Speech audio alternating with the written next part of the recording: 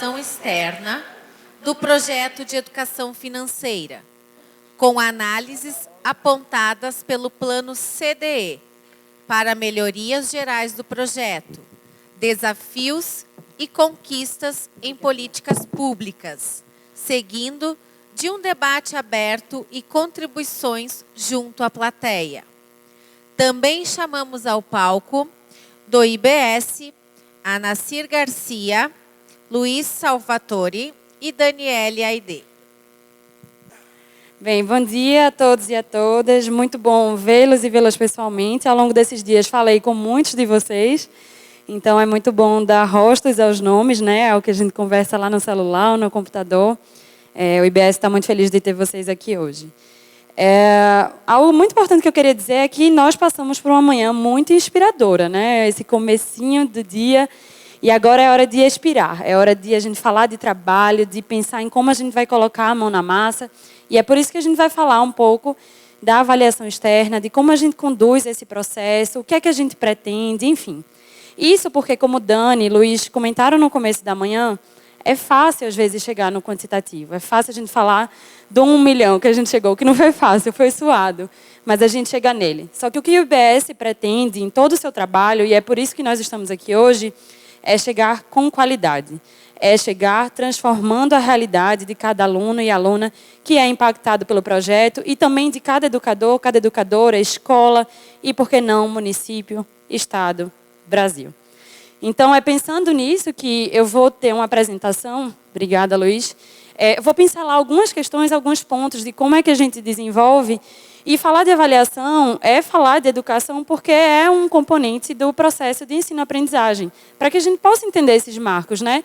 O momento zero, antes de trabalhar o projeto, antes de trabalhar um tema, né, uma habilidade, e depois de fazer um trabalho, depois de desenvolver um material, alguma atividade em sala de aula, como é que esse aluno ficou, né? E como ficará, como nós pretendemos que fique.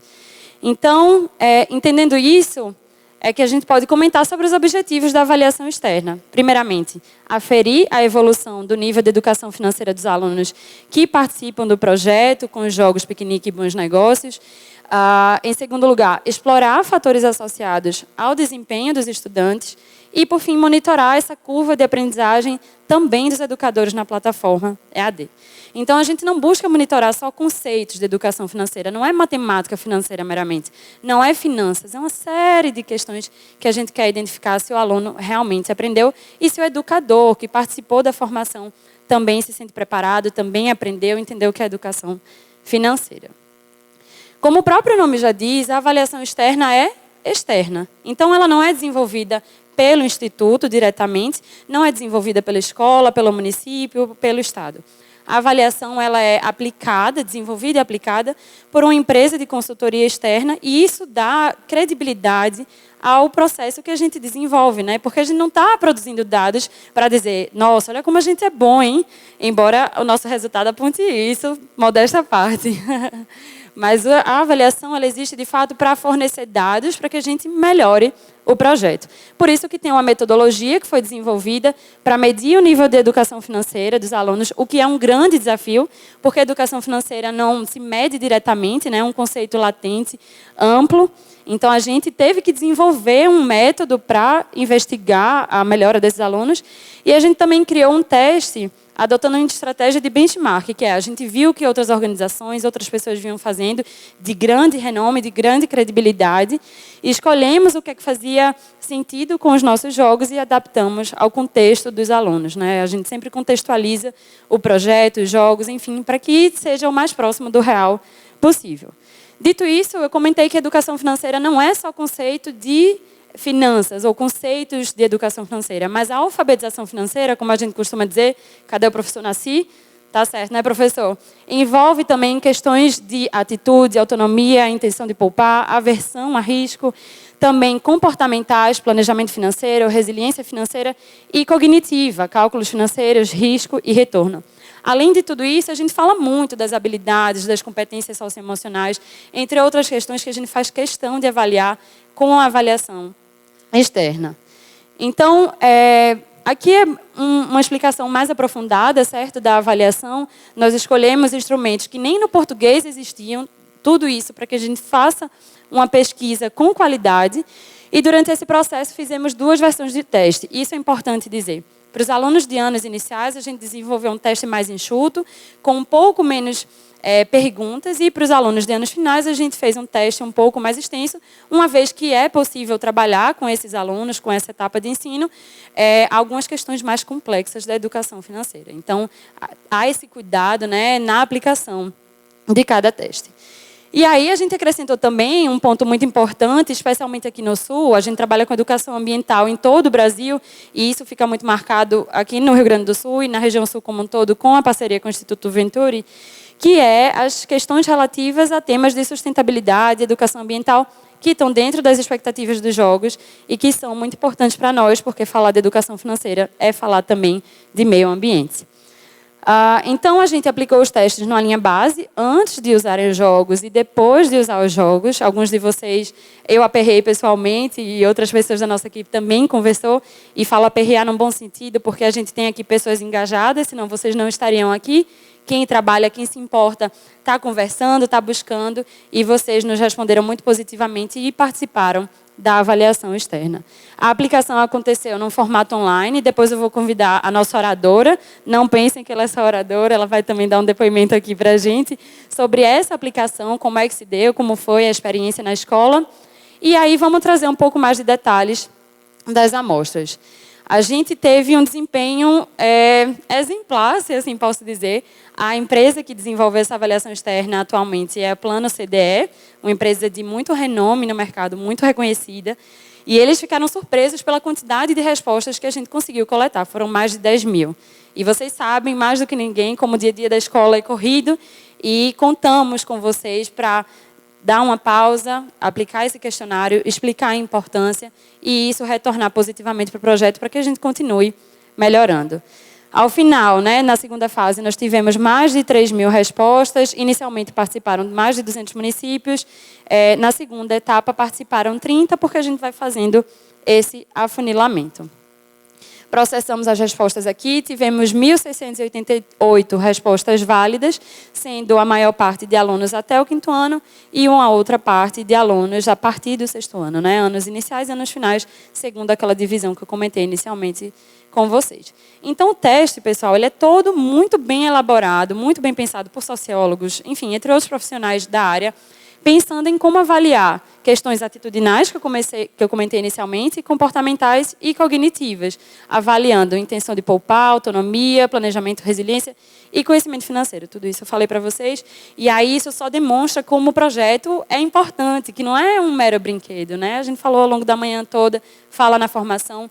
Os jogos são, de fato, uma ferramenta que tem uma finalidade, tem um modo de ser usado, cada um, tanto piquenique quanto bons negócios, porque é isso aqui que eles proporcionam.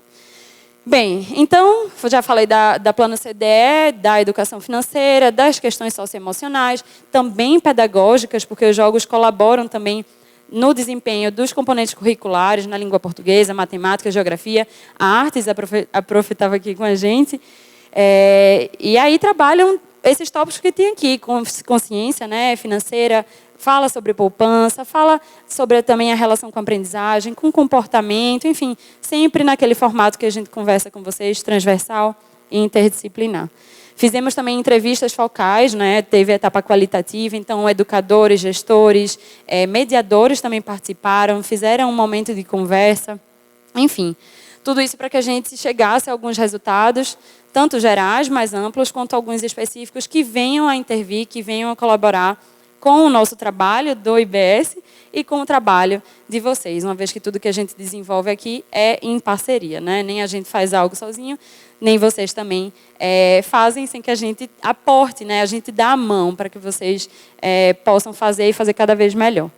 Então, comentando com vocês alguns desses resultados, né? Estudantes menores apresentam uma variação positiva após o período de uso dos jogos superior aos estudantes um pouco maiores, aos estudantes dos anos finais.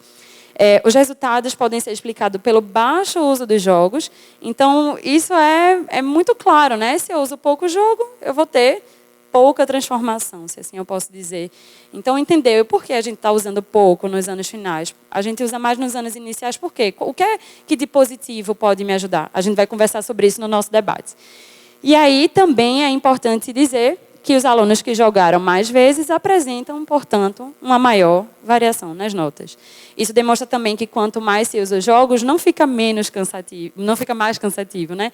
Pelo contrário, fica mais potente esse aprendizado. Rosilene balançando a cabeça ali, ela vai conversar com a gente mais tarde, ela é prova disso, e seus alunos também, assim como os de vocês que estão aqui conosco. Além desses que eu comentei, municípios estão em diferentes estágios de implementação dos jogos e apresentam cenários heterogêneos de aplicação dos jogos. A gente veio falando ao longo do dia, né? O projeto é desenvolvido desde 2017, nós estamos em 2023. São 5 anos aí de estrada, 5 anos de muito trabalho duro.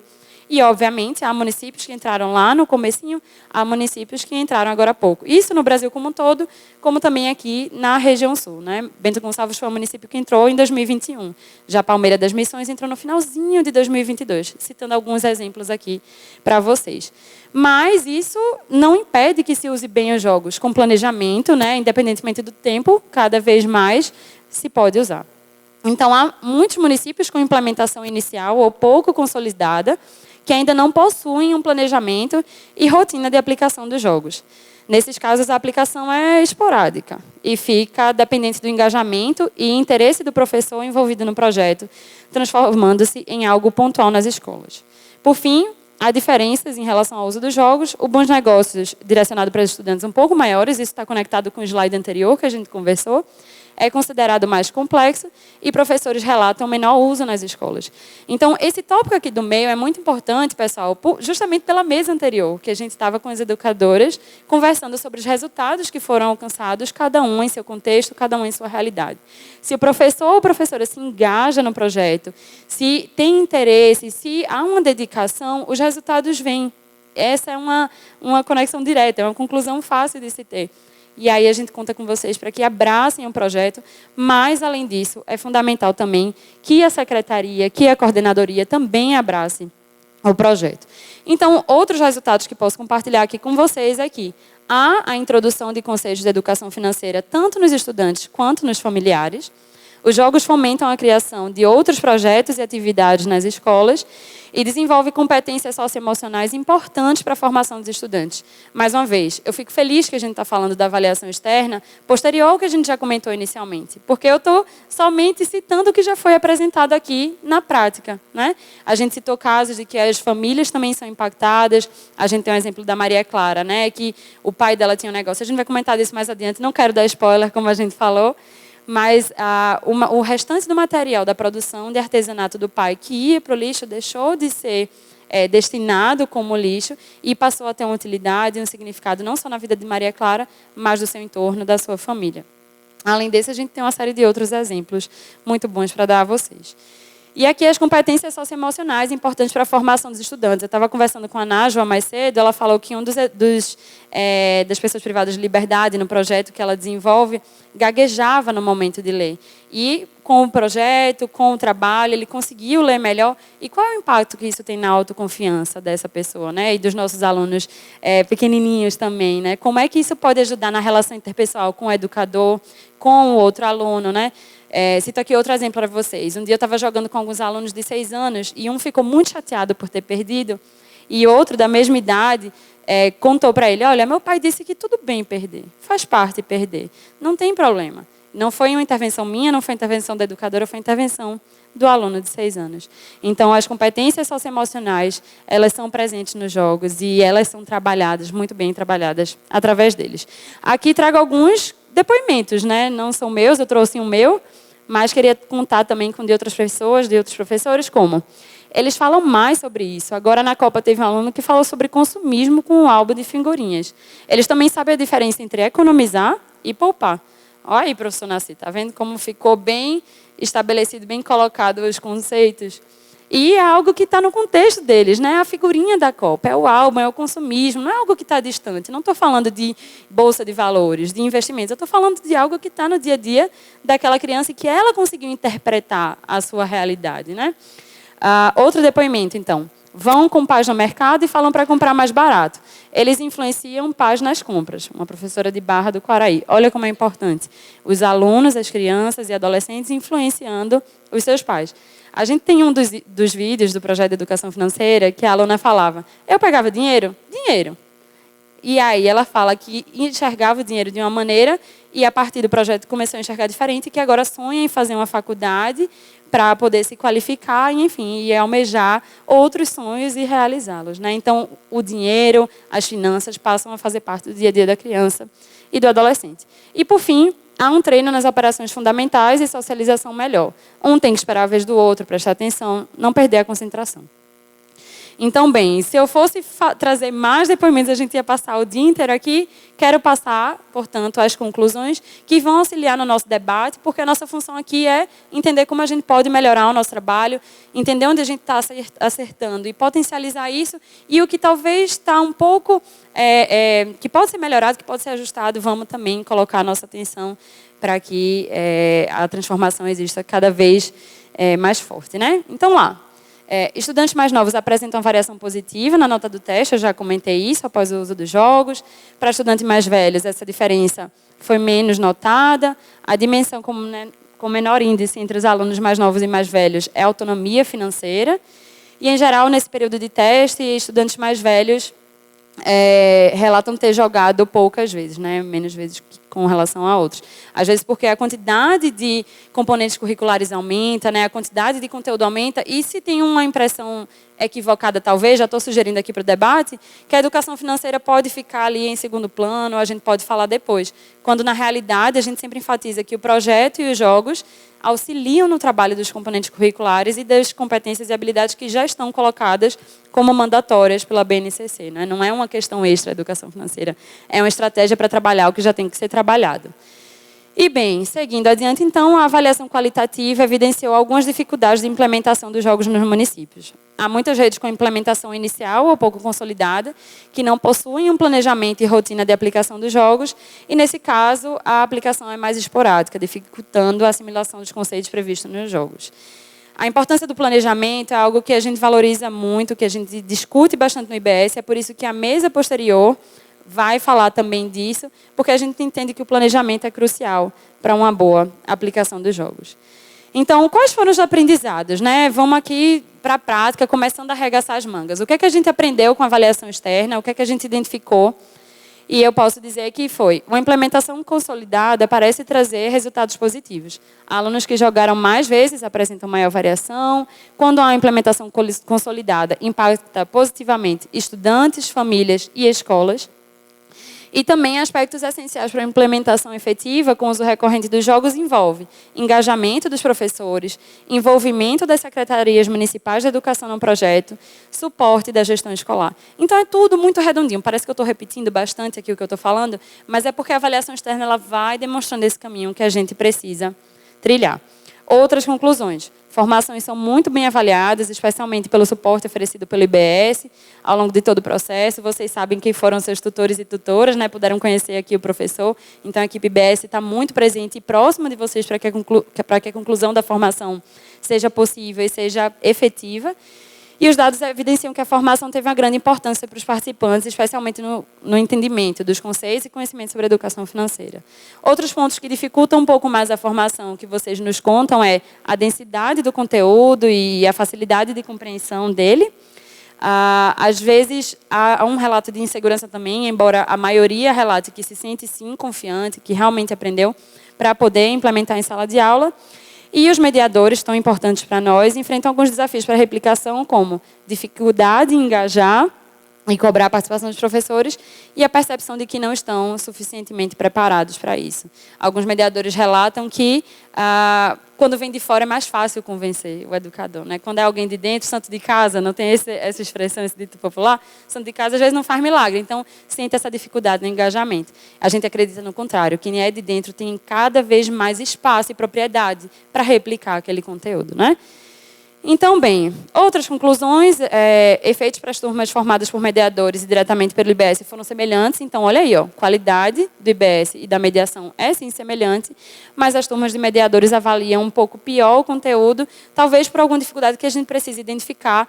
Como é que a gente faz chegar melhor essa informação, como é que a gente convence melhor, sensibiliza melhor. Extensão e excesso do conteúdo, que eu já comentei. E aí, eu queria finalizar com um vídeo, antes da gente passar para o debate. Vamos lá. É uma modo de brincar também, né? Porque você incentiva a criança a vir à escola.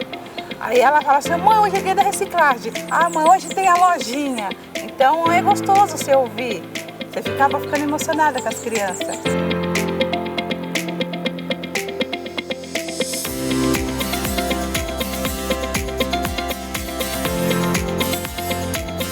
Então, desde a implantação da nova BNCC, o município foi se organizando, né, para inserir dentro do currículo as novas temáticas. E educação financeira é uma dessas temáticas que estão contempladas na nova base.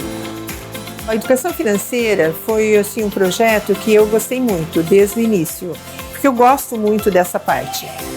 Então eu fiz assim, o curso e nos nossos HTPCs eu sempre passei para a equipe, que naquele momento era só a gestão que estava fazendo, mas que viriam para eles em algum momento isso ia chegar, e que eles fizessem também. Então eu tive uma parte, praticamente um mês de sensibilização até a gente ter acesso, né, ao decorrer do curso, a gente ter acesso aos jogos. E daí quando chegaram os jogos, aí eles já estavam prontos, né? Eles já tinham entendido a questão da sustentabilidade, a questão do consumo, né, a questão da propaganda, né, que hoje em dia a gente tem muito disso, né, a questão da rede social, que incentiva muito o comércio. De forma lúdica, eles conseguiram vivenciar através do jogo tudo que a gente tinha trabalhado.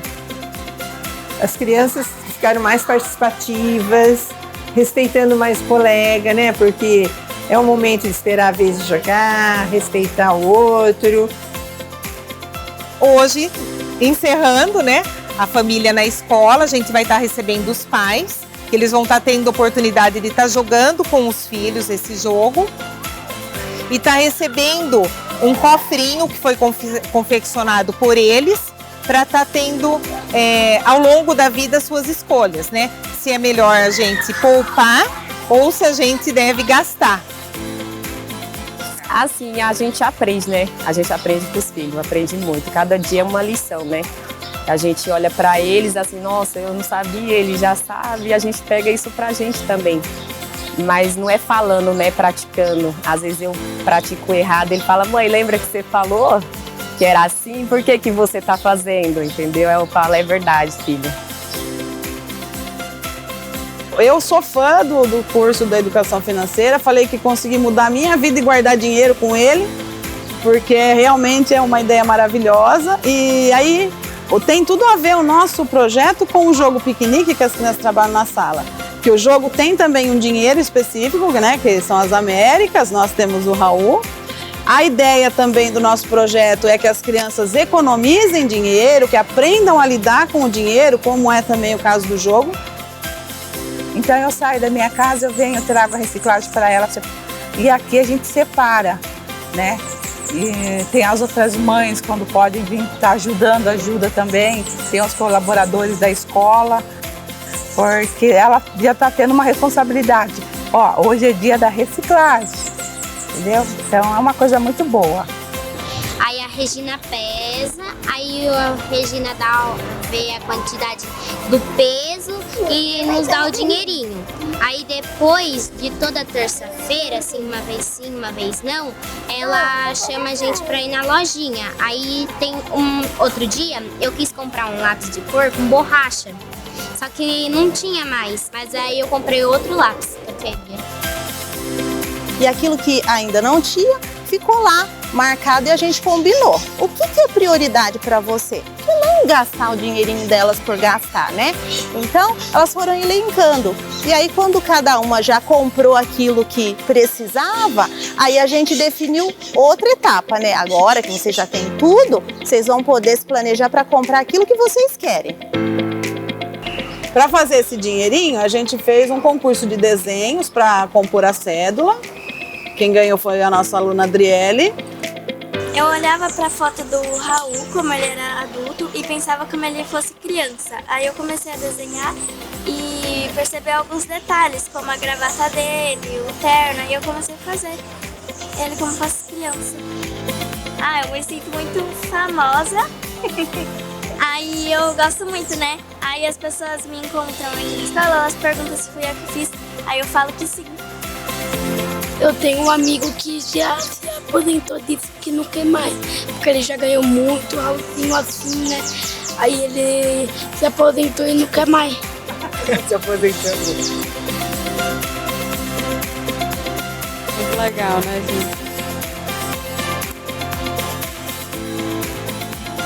A gente vê e revê esse vídeo várias vezes, mas é sempre emocionante e animador ouvir o depoimento de uma mãe, de um pai, de uma criança, de um professor, de um diretor, diretora, enfim. E aí a gente entende como é que o projeto e como os jogos está chegando em cada uma dessas pessoas e como tem feito a diferença, né? Então, quantos aspectos a gente pode retirar daqui? Foi o trabalho com a arte, né, da criança desenhando, a habilidade dela, ela se sentiu notada, famosa, né? Se sentiu famosa, se sentiu reconhecida, ganhou confiança. A mãe que teve a intervenção do filho, né? Olha aí como é importante nessa relação mãe-filho. Enfim, são muitos aprendizados que a gente pode retirar. E aí vamos então para o debate, né? Porque a gente não cansa de fazer trabalho bom, a gente quer mesmo seguir aprimorando o projeto. Na avaliação externa, quando a gente conversou com vocês, a gente explicou que não é uma avaliação do aluno especificamente, da escola, do município, é uma avaliação do projeto, para que a gente entenda como tem funcionado, onde a gente pode acertar mais, o que é que a gente pode adequar. Então, aqui tem alguns pontos sugestivos para a gente discutir. Eu queria convidar, então, também agora a Thaís para compor a nossa mesa, por gentileza. A Thaís é supervisora da MF Professor Noeli Clementina de Rossi, e aí a gente vai conversar. Pode sentar, por favor, Thaís. E a gente vai ter algumas falas do IBS, da Thaís, mas também quero convidar vocês para falarem um pouco o que pensam a respeito disso, quem participou da avaliação também trazer alguns comentários. Então, sem mais delongas, quais são os pontos propositivos aqui para que a gente converse? O papel das políticas públicas para a melhoria do desempenho no projeto nas escolas e cidades. É proibido falar sobre dinheiro e gastos em casa? Tabu ou verdade? E aí? Quero saber o que vocês pensam sobre isso. O papel da CREA e da ESMED no fomento do projeto no estado do Rio Grande do Sul. Potencialidades e desafios para avançar com qualidade. Como melhorar o projeto em minha escola ou cidade com base nos resultados avaliativos. Como melhorar o papel do mediador. E como o IBS pode melhorar o programa de mediadores, plataforma assíncrona. Então, aqui estão algumas sugestões. Quem tiver um pouco mais, enfim, algum outro ponto que pense. Eu queria começar com a fala de Luiz, depois eu vou conversar um pouquinho com a Thaís também. Pode ficar com... deixa eu ver. Ele está com o microfone, pode ficar com esse. Tem outro ali com o Flávio, enfim. Vamos conversar agora. Por favor, então, Luiz. Vamos lá. Primeira vez que... Obrigado, viu? Uma ótima colocação. Primeira vez que a gente ouviu falar em avaliação externa, a gente foi em 2015, e nós vivenciamos naquele ano uma crise tremenda, uma crise interna do IBS, né? E foi muito interessante porque a gente acabou naquela ocasião, paradoxalmente, tendo que gastar mais dinheiro com a avaliação do que dinheiro que a gente tinha para fazer acontecer. E naquilo, né, para nós era um absurdo, né? Mas era a realidade. A avaliação é bom. É legal fazer prova, só Sobral gosta de fazer prova. Sobral adora avaliação. A avaliação é legal de fazer? Eu vou falar, não é legal. Olha. Eu vou dar legal, assim, nossa, que processo prazeroso. Gente, chegaram provas. Ai, que delícia, vamos aplicar a prova hoje. Que dia maravilhoso, como os alunos estão felizes. É um dia tão tranquilo. O mesmo processo da escola, eu acho que é um processo interno nosso. Ninguém gosta de fazer prova. Bom, raríssimas exceções, né? Tem os que gostam de fazer. Mas, assim, acho que o bom é complexo, assim, é legal. Eu gosto. Não gosto, ninguém gosta. É bom como resultado? É bom.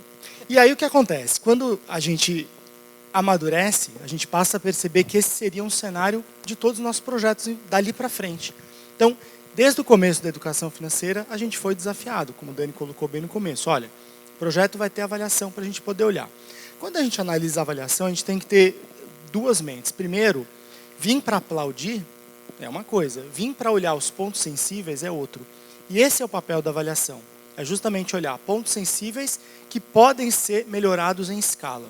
E aí justamente a gente tem os pontos que eles colocam, né, através de tudo que vem, tudo que é um número amplo, em todas as cidades que a gente atua, então não é um recorte de um ou outro lugar, e as coisas boas que a gente já faz, que estão documentadas aí, que estão em testemunhos, como o da manhã e tudo mais. Então, pontos importantes aqui que a gente consegue ver, a gente também trouxe a questão das políticas públicas. Você consegue ver claramente quando um projeto está bem implementado, quando um projeto está afiado, através desses testemunhos, através dessas colocações, e justamente pontos que a gente coloca e que foram também trazidos, que são interessantes, né? A mediação. A plataforma de mediação, ela nada mais é do que eu e o Nassir dando a mesma aula que ele dá ao vivo. Então, são desafios também que a gente troca de volta para vocês no painel, como o papel 5 e 6, que é, se a gente tem a mesma aula que o Nassir dá para vocês, só que aí o Luiz e Nassir batendo papo, gravada, com muito mais tempo para implementar, então aonde que se torna difícil o papel de mediar? Né? Aonde que torna complexo, uma vez que vocês têm mais tempo e podem assistir várias vezes aquele vídeo que está na plataforma assíncrona.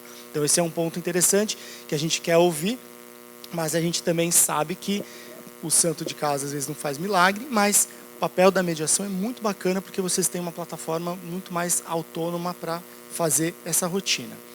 Outro ponto que me chama a atenção em relação a bons negócios, né? Aonde que o bons negócios é mais difícil? Tudo bem, um jogo de tabuleiro, o outro é de cartas, mas aonde que eventualmente a gente também pode melhorar? Nós fizemos os vídeos tutoriais, nós fizemos os materiais passo a passo de cada um deles. A gente tem muito subsídio para quem quiser aprender, né, para não ter que pegar na mão e ensinar tudo, para aquele professor que tem um instinto de busca encontrar. Então a gente também gostaria de entender como que o próprio Bons Negócios pode ser mais simples. Estamos numa futura construção aí de um jogo que vai caminhar entre Bons Negócios e Piquenique, também de uma maneira mais simplificada. Estamos, mas aonde que a gente tem uma utilização extensa do Piquenique e que a gente não está conseguindo avançar? Um outro ponto é a questão dos sextos anos em diante, né? A gente sabe que as prioridades mudam. Nós já visitamos escolas que são castelos encantados até o 5º ano e sistemas, me perdoem, mas esses sistemas prisionais a partir do 6º ano. Então, aonde que tem essa ruptura que a gente não poderia ter a escola do 6º ao 9º e do ensino médio legal, a escola bacana? Aonde que a gente perde o lúdico? Então, a gente vê mais eficiência até o 5º ano, depois ela cai, porque as prioridades são outras. Será que essas prioridades são fundamentais para melhorar a nossa educação? Será que a gente está indo no caminho certo ou será que a gente pode pensar um pouco mais em ludicidade também no 6º ao 9º ano ou até o ensino médio? Então esse é um outro ponto que eu poderia colocar para vocês. E o papel, né, individual. Né, como eu posso realmente fazer melhor o meu tempo, a minha formação, a minha colocação. Esse vídeo de Amparo é muito interessante porque e hoje de manhã nós tivemos isso também. Eu não saio jogando. Eu sensibilizo um tempão. Eu vou aos poucos trazendo as coisas para depois jogar. E depois sensibilizar. E depois jogar de novo. E depois sensibilizar. É muito importante isso, gente. O projeto não foi idealizado simplesmente como distribuição de jogos. A gente tem uma formação que é hiper importante e ela tem uma característica de que a gente espera que o educador seja provocativo e busque as respostas e não venha só para as aulas para cumprir um certificado. E, ao mesmo tempo, esta ideia do planejamento, que a gente vai falar no primeiro painel da tarde, de fazer bem feito, avaliar, analisar, criar com os alunos, envolver os alunos no processo, para aí sim a gente ter resultados super positivos que não ficariam e não ficam apenas presos nos menores, mas que, obviamente, num trabalho bem feito, chegam também aos alunos mais velhos. Então essas são as minhas colocações e também provocações para a gente conversar. Obrigado. Perfeito, Luiz, obrigada. Eu acho que foi muito bom você ter pincelado um pouco de tudo que a gente conversou ao longo do dia. E aí eu queria ouvir rapidinho o depoimento da professora Thaís, da supervisora. É possível, o Dani falou, é meio chato, né? Aplicar prova, aplicar o material ali, de ter que organizar aquele momento. É possível? Como é que foi lá na escola? Como você desenvolveu? E aí depois eu conto para vocês algumas outras realidades e a gente segue com o nosso debate. Sim. Bom dia, então. Eu gostaria de iniciar dizendo que o IBS... ele surgiu na comunidade escolar Noeli o ano passado, através da mediação da Secretaria de Educação, propondo, então, o curso para os interessados, né, a formação de educação financeira. E nós tivemos uma professora que realmente abraçou a causa, e ela não só abraçou, como ela se apaixonou, né? E ela passou a ideia para a nossa outra professora, a professora de área de matemática, né, as duas. Então, elas abraçaram juntas a causa e sensibilizaram, fizeram todo o trabalho, né, descrito até a chegada dos jogos. Inclusive, elas não estavam satisfeitas, elas solicitaram mais jogos. E prontamente o Instituto, né, nos enviou. A gente tem um acervo bem bom agora para trabalhar. E dizer assim, que a questão do lúdico, a gente, em toda a carreira, né, do magistério, a gente ouve bastante a importância do lúdico no desenvolvimento cognitivo, mas que dos anos finais, às vezes, fica um pouco a desejar, né? A coisa é mais técnica, mais compartimentada. A gente tem as disciplinas divididas em componentes curriculares, né? E esse trabalho com os jogos foi desenvolvido nos anos finais por essas professoras. O que a gente percebeu de diferença foi em termos de relação. A relação da professora, do componente de matemática com seus alunos, ela melhorou muito. Porque houve uma interação diferente. A prática, o jogo, a ludicidade permeou a aula delas.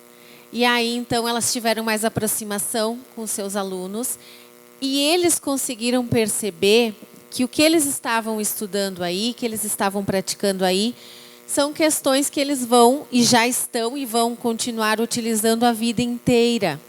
Então, é o conhecimento de vida e para a vida. Isso também sensibilizou os estudantes, né? A condição de vida que eles têm, pensar na questão financeira, né? A gente sabe que é uma comunidade que não é tão carente, mas também não é tão elevada, é uma classe média, e precisa pensar essas questões sim para o seu futuro, né? Então, houve uma integração muito grande com a formação da professora, sabendo aplicar, sabendo levar, sabendo chegar no seu estudante. Então, ali a relação já melhorou e eles se interessaram bastante pelo assunto. Basicamente, a tua questão sobre a aplicação da avaliação, como ela foi online, né, a gente montou uma sala, que foi na sala da supervisão, a gente montou os computadores e foi chamando os alunos para participarem da avaliação. Só que eles estavam muito tranquilos, porque foi uma coisa que realmente eles gostaram de fazer, eles se dedicaram e para eles era só mais um passo.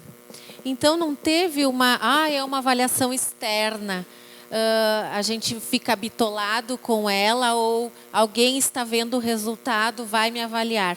Para eles foi uma consequência do trabalho das professoras, né? Então, foi muito tranquilo.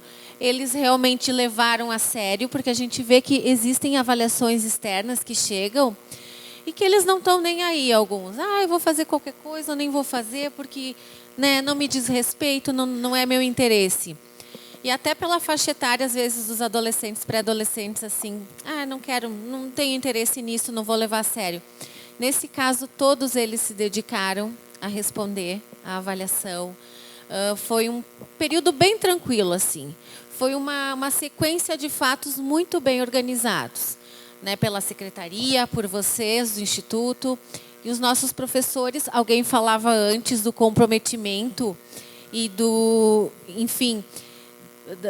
professor se imbuir da ideia, né, do seu papel, do que ele está fazendo, da sua prática e onde é que ele quer chegar. Isso faz toda a diferença, sim, também. Então, acho que a gente foi muito feliz no conjunto da obra, né? A gente teve todos os passos muito bem trabalhados e realizados. Que maravilha. Muito obrigada, Thaís. E vou pegar o gancho na sua fala, foi um conjunto da obra mesmo, né? A Thaís é supervisora, não aplicou os jogos diretamente com os alunos, mas desempenhou esse papel de auxiliar na aplicação do formulário, então organizou os alunos em sala de aula, com os computadores, né, os notebooks, 2 por 2 foram entrando em sala e fazendo. Então, olha como é importante a escola, de fato, abraçar, e não somente um educador, uma educadora, né? E aí, por fim, eu queria dizer que a avaliação contou com cenários super diversos. Eu comentei aqui de notebook, mas a gente mostrou a vocês, o projeto está no Brasil inteiro, né? Do Iapoque ao Chuí. E há algumas escolas que não têm sequer um notebook. Não é que não tenha vários para todos os alunos, não tem um sequer.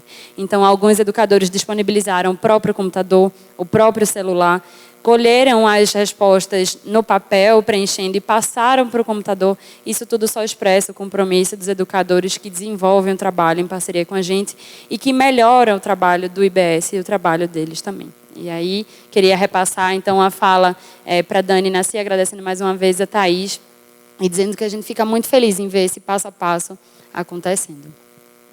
Todo processo de avaliação, todo processo na vida são tomadas de decisão, né? Como a gente fala aí nas aulas tantas.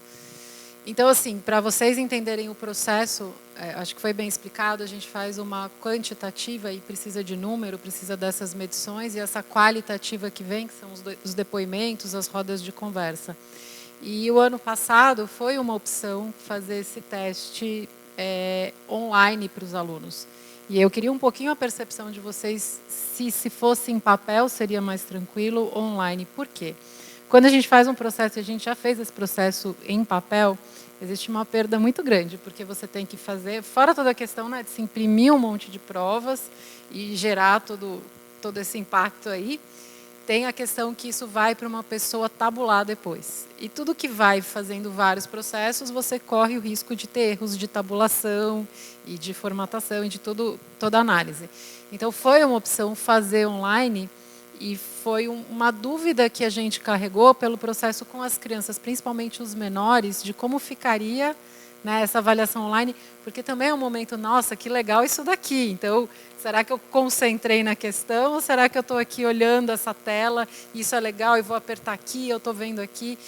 Então, assim, foi um processo de, realmente foi uma opção para a gente conseguir abranger Brasil, porque senão seria muito complexo, e ao mesmo tempo gerou esse questionamento, será que alguma coisa foi perdida? E claro que a gente entende, vocês melhores até do que nós, que nem tudo que vem na prova é o que o aluno sabe, que muitas vezes naquele momento de responder acaba perdendo, e por isso o qualitativo é tão importante. Mas fica também essa dúvida, e a gente quer ouvir de vocês, olha, não, pensem aqui que realmente no papel funcionaria melhor, ou pode seguir no online, foi tranquilo. E é para responder mesmo. E a gente pode, assim, levantar a mão. Quem realizou aqui a avaliação externa acha que online foi tranquilo? Levanta a mão. Alguém acha que seria melhor no papel? Mesmo que não realizou. Alguém que não fez a avaliação agora, mas acha que seria melhor no papel, quem pode levantar a mão, se acha? E quem acha que é melhor online? Então vamos, como tivemos aqui a maioria, a gente vai seguir no online para as próximas. Até pela questão da sustentabilidade, né? Que a gente sempre se questiona quanta coisa a gente vai ficar imprimindo, né? E vai repassar de mão em mão. Então foi bem interessante online. E aproveitando, eu vou dar um gancho aqui que o Nassir me lembrou, já que vocês gostam de avaliação online, não hoje, mas com a cabeça mais fria, vocês vão receber um questionário online para falar sobre o nosso evento, sobre os painéis. Eu, particularmente, já estou respondendo e já conversei sobre a briga que acabou o café, mas pode colocar também. Muito importante, não está no correto. Então, a gente vai querer ouvir vocês sobre tudo, tá? Sobre os painéis, sobre os debates, sobre a temática, sobre o café, sobre o acolhimento, sobre a equipe. Tudo a gente quer saber para melhorar. Então, apesar da gente não gostar tanto na hora de responder uma prova, essa é aquela avaliação que a gente faz para melhorar e para olhar realmente os dados. Então, vocês vão receber o WhatsApp da Rayane. Seguirei em contato. Conformes. para a nossa avaliação online sobre o evento. Perfeito. A avaliação só é ruim quando a gente não usa os resultados dela no nosso trabalho, né, gente? Se a gente utiliza aquilo para aprender aqueles dados tão importantes, ela tem uma função, tem uma importância, né? E aí eu queria convidar a Naci para fechar essa nossa mesa, esse nosso momento inicial de debate, e ouvir um pouco vocês também, quem quiser trazer algum comentário sobre os pontos que a gente trouxe. E aí, Naci? O cara mais famoso, agora a voz dele. Para com isso, já falei. Bom, gente, claro que eu já conheci esse material, a gente acompanha muito de perto esse material, e eu estava aqui revendo os tópicos, né? E eu tenho falado muito isso nos cursos, devo ter falado para quem fez mais recente, eu não me lembro se eu já falava para quem fez em 2021, 2022. Mas eu tenho feito uma comparação nos cursos da escola com uma empresa. Eu também trabalho como consultor, com empreendedorismo, né? E eu tenho falado muito isso para os professores, que é importante o professor entender que a escola ela tem que funcionar como uma empresa. E qual é o produto que a empresa escola precisa entregar para o mercado? É a educação. E qual é o tipo de produto que qualquer empresa quer entregar? Um produto de qualidade. E uma empresa, para ela entregar um produto de qualidade, ela precisa de uma equipe focada na construção, na produção, na entrega, em tudo hoje, né? E às vezes a gente sente, e talvez essa conclusão, né, que nos anos iniciais funciona melhor do que nos anos finais, e a professora falou exatamente isso aqui, talvez isso seja pelo seguinte: nos anos iniciais é uma professora, no máximo duas professoras, ela tem melhor controle do tempo. E se ela compra essa obrigação para ela, ela consegue fazer. E nos anos finais, Fundamental 2 e Ensino Médio, são 8, 10, 12 professores. E é uma coisa que eu escuto muito, e eu também tenho conversado com o IBS sobre isso, professor, eu saio tocada da sua aula, mas como é que eu vou fazer isso com os meus colegas? Eu não consigo, ou porque eu tenho alguma dificuldade, ou às vezes também não tenho intimidade, ou não me encontro, né? Eu tenho professor, eu só fico de segunda na escola, e não estou nos outros dias. Então, uma coisa que eu acho que a gente tem que trabalhar, todos nós temos que trabalhar, é esse espírito de equipe. Nós temos que entender que precisamos, não só no Fundamental 1, né? Não só nos anos iniciais, mas em todos os anos, trabalhar como equipe. Porque realmente a demanda aumenta, né? Os conteúdos aumentam, então não dá para ser uma aula inteira de um professor. Eu falo isso no curso, né? Vai ser 5 minutos de cada um. Até porque o ideal é que seja todo dia, né? Não dá para parar de jogar todo dia. Então, isso é a primeira coisa que eu queria, essa é a minha sensação. Tá? Vocês estão dentro da escola, eu já estou afastado, atuei muito tempo, mais de 10 anos dentro da escola, mas estou afastado há tempo, mas a percepção que eu tenho. Tá? Então, eu queria que vocês pensassem e depois falassem se realmente é essa a dificuldade, né? De repassar, de multiplicar. Né? Porque é importante, a gente precisa da escola num todo, a empresa num todo, trabalhando todo. Se a gente entende que isso que a gente está falando aqui desde manhã é importante, tem transformado, então é isso que a gente tem que entregar. Né? A gente precisa arrumar formas de multiplicar isso dentro da nossa empresa. Depois a gente faz com um bairro, depois a gente faz com a outra escola. É por isso que a gente sempre fala aqui, né? O IBS não chega aqui em Bento Gonçalves em uma escola. Porque a gente entende que é uma mudança de cultura. Uma mudança de cultura não é um professor que vai fazer. Não é uma sala de aula. Não é uma escola que vai fazer. São todos os professores de todas as escolas. É por isso que o IBS vem para o município todo. Tá? Então essa é a primeira coisa que é importante, que eu gostaria de conversar com vocês e propor aí depois, né, vocês também falarem qual foi a dificuldade que vocês tiveram, vocês que estão tão empolgados. Uma professora falou, né, de Pelotas, falou de manhã, eu estou lá, o pessoal está até fugindo de mim já, né? Né? Então isso é legal, né? Mas precisava acontecer mais.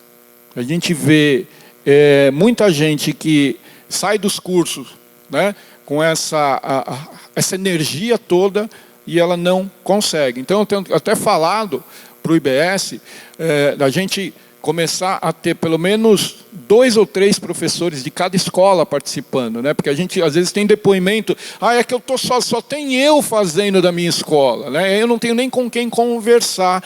E aí talvez vocês possam aí depois dar depoimentos aí, se vocês tiverem esse problema também, só eu, e aí fica difícil, não tem com quem jogar, por isso que eu não joguei, eu na minha sala, porque os outros não tinham tempo para conversar comigo, né? Ou eu não tinha tempo para conversar com eles. Então essa multiplicação, ela é muito importante.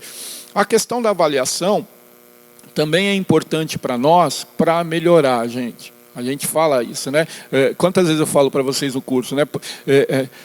Todos nós tivemos educação financeira. Todos nós tivemos educação financeira desde criança, em casa e na escola também. Temos, né? Mas qual foi o entendimento? Como nós recebemos isso? Nós recebemos isso entendendo, como ela falou, que é para a vida toda, ou nós entendemos aquilo, recebendo aquilo só para fazer uma avaliação?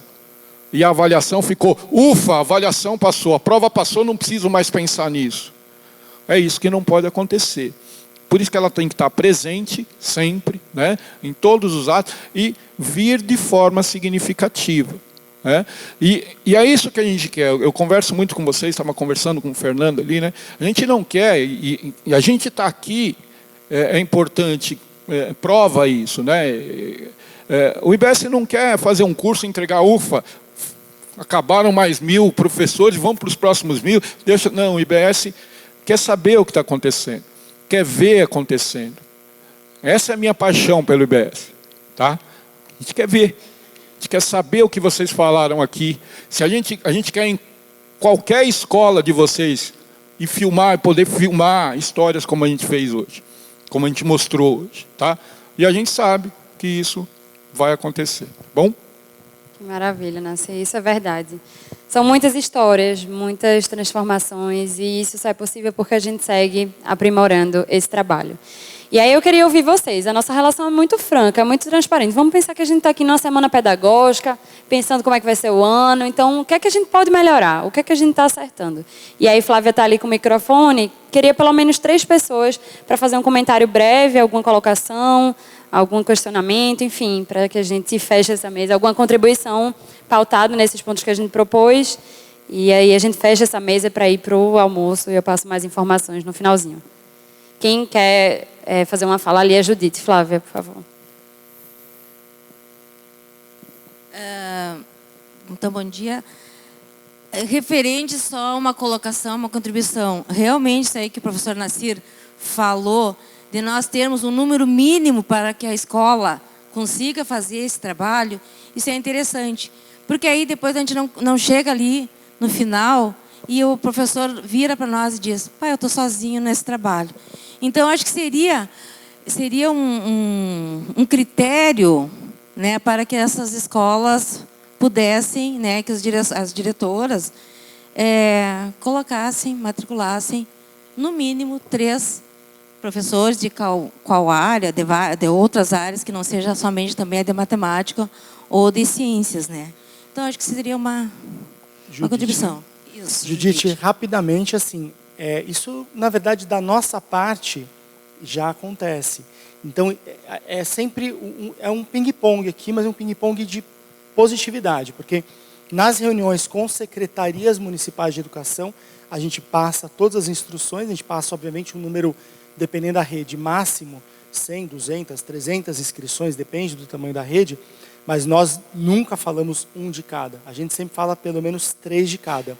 Então, acho que para as próximas turmas, que inclusive à tarde a gente vai anunciar para vocês, vale a pena vocês também olharem com essa vertente. Olha, eu, você e você iremos nos inscrever, então, na próxima turma, porque nós não iremos negar. Então, isso é a articulação interna, somada ao esforço que o IBS já libera, já está autorizado, e nunca foi um fator limitante. Então, muito importante a sua colocação, até para a gente, de novo, sempre estimular que os educadores que quiserem ir, a gente não vai brecar se só tiver um. Eu acho isso complicado também. Não, escola, critério de corte, só se tiver 3, fica difícil. Mas a gente vai bater mais ainda nessa tecla. E eu vou complementar aqui o que o Luiz falou. A gente, quando faz o processo de inscrição dos municípios, a gente tem 2 forms, que é o forms do novo, a gente adora um forms, tá? O forms dos novos municípios e os forms que a gente chama das vagas remanescentes. Então, a gente vai sempre ofertando e vai sempre divulgando por meio do WhatsApp ou por outras formas, conversando com as secretarias ou conversando direto com as escolas, que existem vagas, sempre existem vagas para as escolas que receberam jogos, porque a gente sabe que é uma realidade a troca de educadores novos entrando, outros que se empolgam. O que a gente sempre pede muito é assim, vamos nos inscrever em 3. Cobrem dos seus pares a continuidade até o final e que essas pessoas entendam a relevância dele não se formar no impacto como um todo para a escola. Porque assim, a gente oferta a vaga, mas aí tem a pessoa assim, mas isso aqui está dando muito trabalho. Ninguém disse que eu ia ter que estudar. Eu me inscrevo num curso, ninguém disse que eu ia ter que estudar. Nossa, quanto conteúdo na plataforma. E a gente fala isso, a gente sempre diz, é bastante conteúdo. Tem prazo. Nós não somos rigorosos com o fechamento da plataforma. Então, assim, às vezes a gente tenta ser, acho que, exercer a empatia ao máximo, no sentido de, a gente entende cada um. Eu sei que às vezes naquele momento eu não estou conseguindo terminar. A gente dá sempre a oportunidade. Então, vai nas aulas presenciais e segue depois na plataforma. Claro que o ideal é você ter estudado antes para poder chegar na aula e debater. Mas se não deu, a gente tenta nunca... Não existe uma penalização. Existe muito mais vamos até o final, conclui, porque isso é muito importante, não só para você, mas para a sua escola e para o projeto como um todo. Então, eu acho que esse é o incentivo que a gente fica. Quem fez o curso sabe.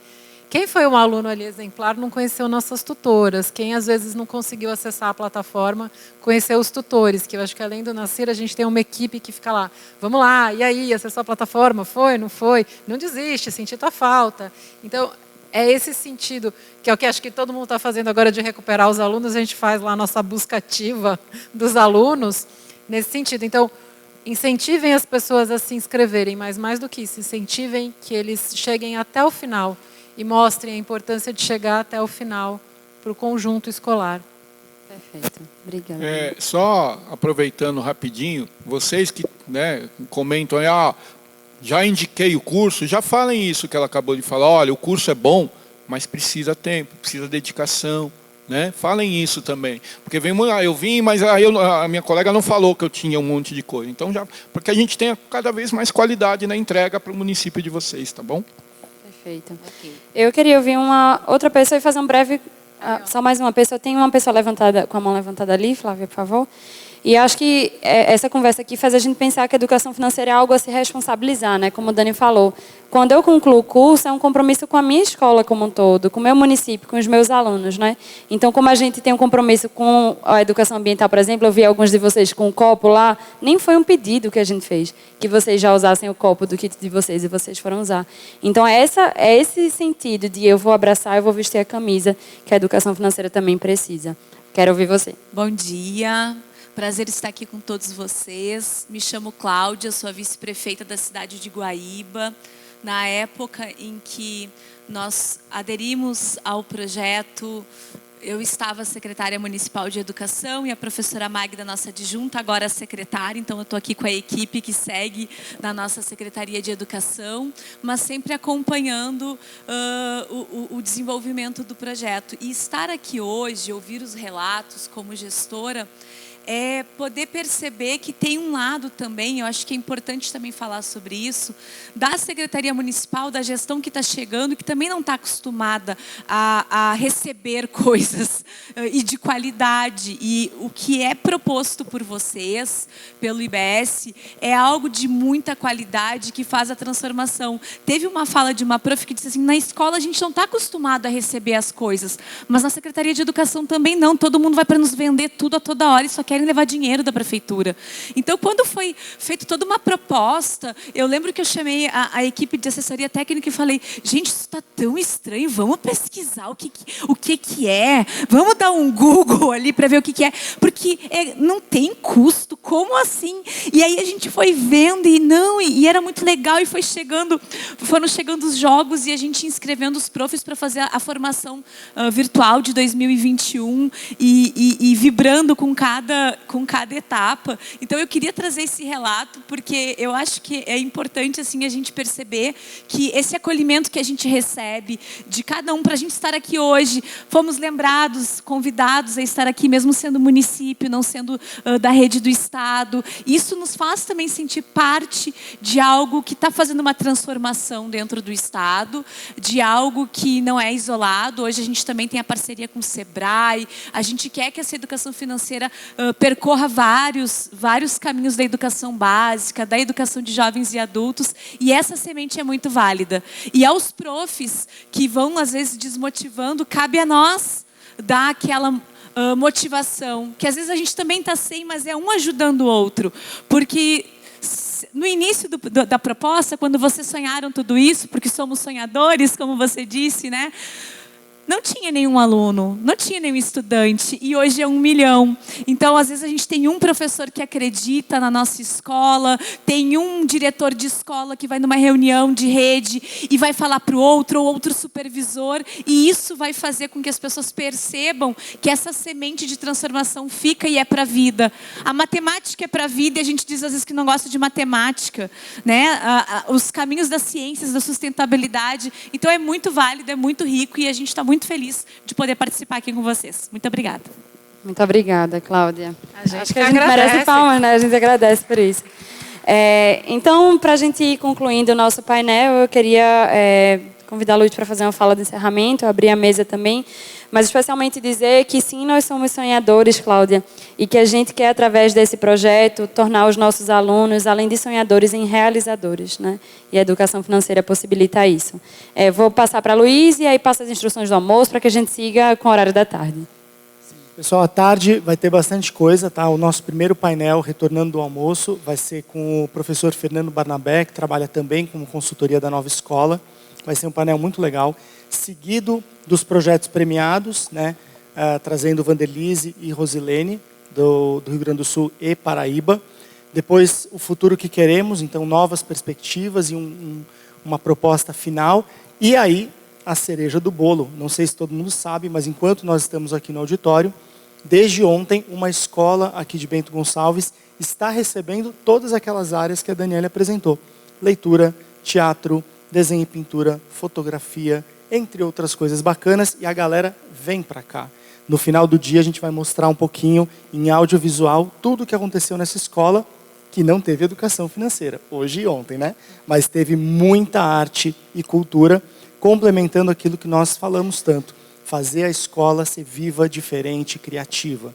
Então, todos que puderem voltar, por favor, né? Vai ser uma tarde bem dinâmica, também com uma apresentação cultural de chula. Tem um monte de surpresa, viu, gente? Tem coisa boa.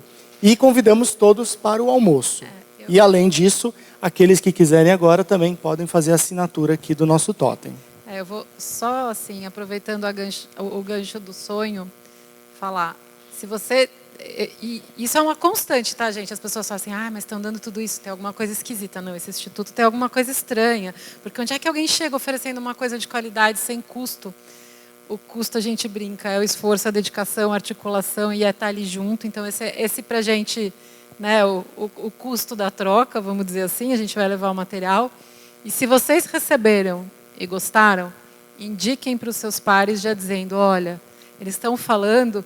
E realmente, assim, é só dedicação, mas é de qualidade, porque a gente preza muito pela qualidade do que chega na ponta para os alunos. E a gente briga, gente, pelo preço do jogo. A pessoa assim, não, mas vamos reduzir aqui o valor, porque daí a gente diminui o papel. Não, não vai. Então vamos dar um outro jeito aqui, porque não. Tem que chegar numa qualidade de um jogo que estaria ali numa loja top. Não pode ser diferente, porque vocês estão dando para a escola. Não.